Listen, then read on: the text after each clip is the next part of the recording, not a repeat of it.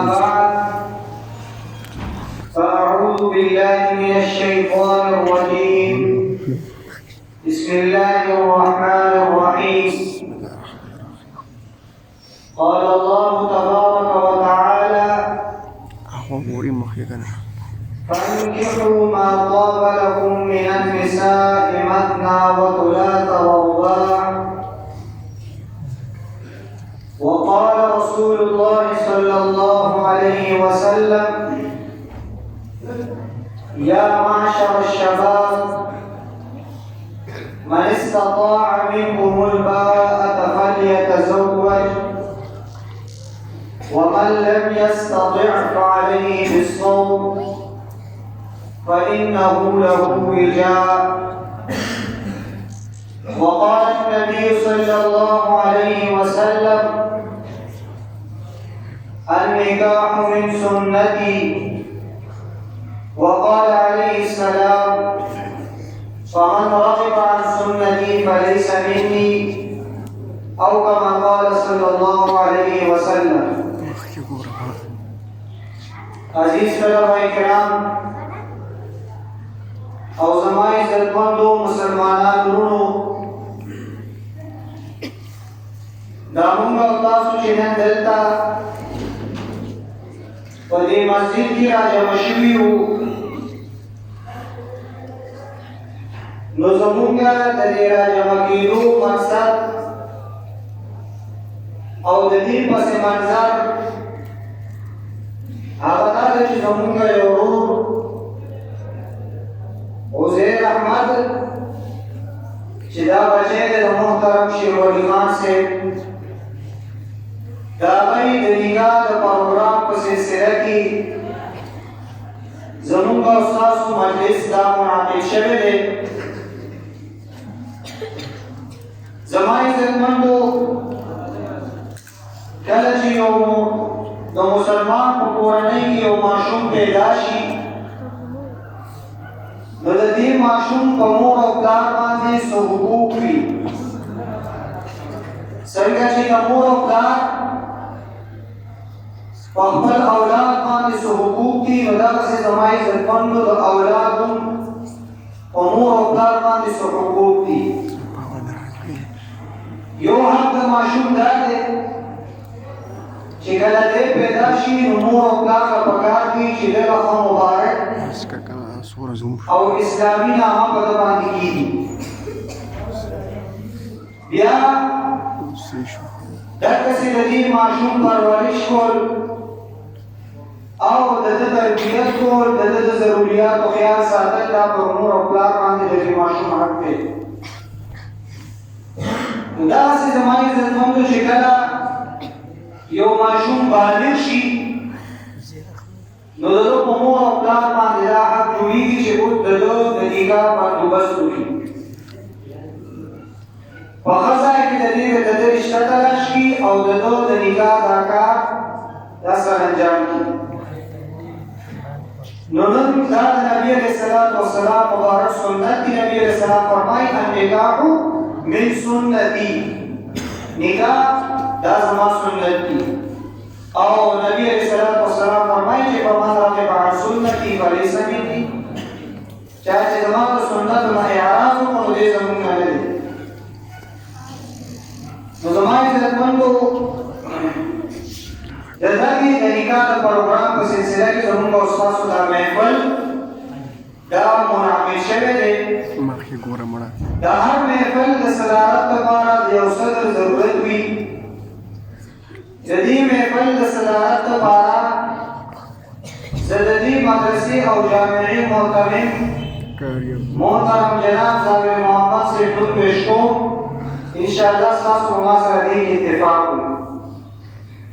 بیا زما عزتمندو، هر دیني محفل چې شروع کېږي، هغه د الله جل جلاله د پاک کلام په تلاوت سره د هغې ابتدا کېږي.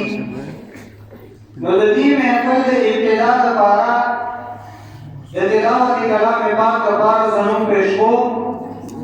قاري محب احمد، د هغه په خدمت کې دا درخواست دی چې هغه تشریف راوړي او د دې محفل شروع او ابتدا د الله جل جلاله د پاک کلام سره چې کوم دی قاری محب احمد صاحب دا مې بل خو غوال دی تو په خو موضوع یار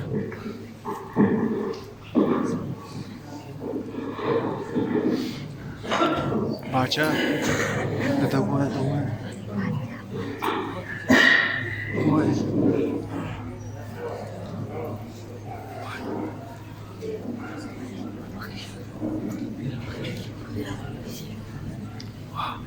دا ګورم دا سړی وساده دا کپړې دا ولرګه کنه سړی دا نه کته شنی بل دا وای دا څه تصویر ولا نه نه أعوذ بالله من الشيطان الرجيم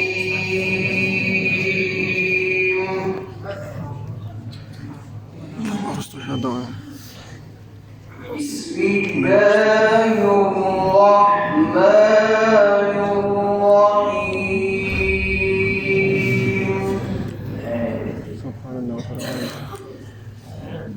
يا أيها الإنسان ما غرك بربك الكريم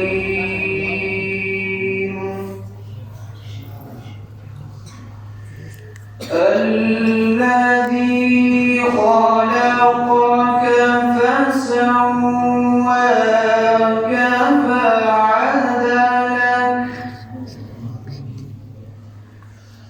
في أي صورة ما شاء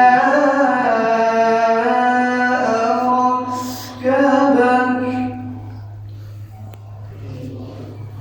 كلا بل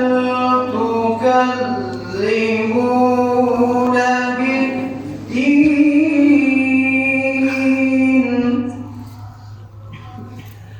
وإن عليكم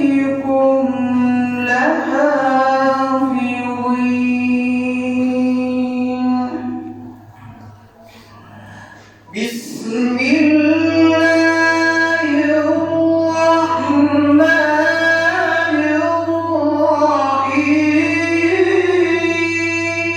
الرحيم يا أيها الإنسان ما غرك بربك الكريم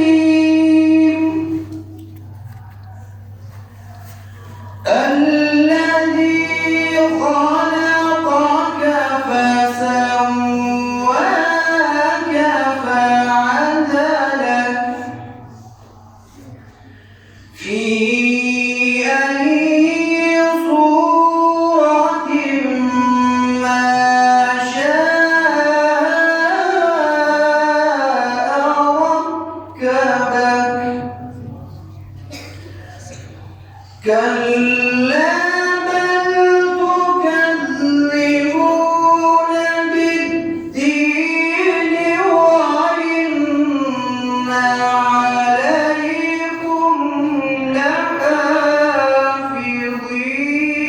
لحافظين كراما كاتبين يعلمون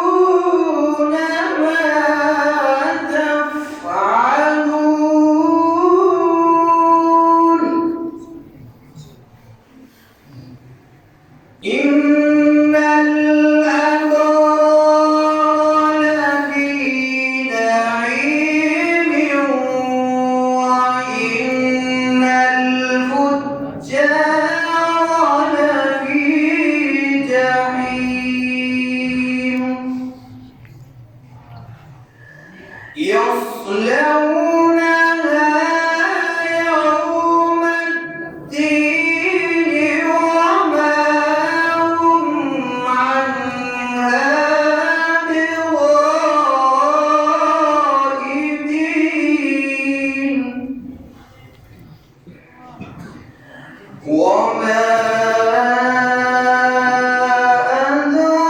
أدراك ما يوم الدين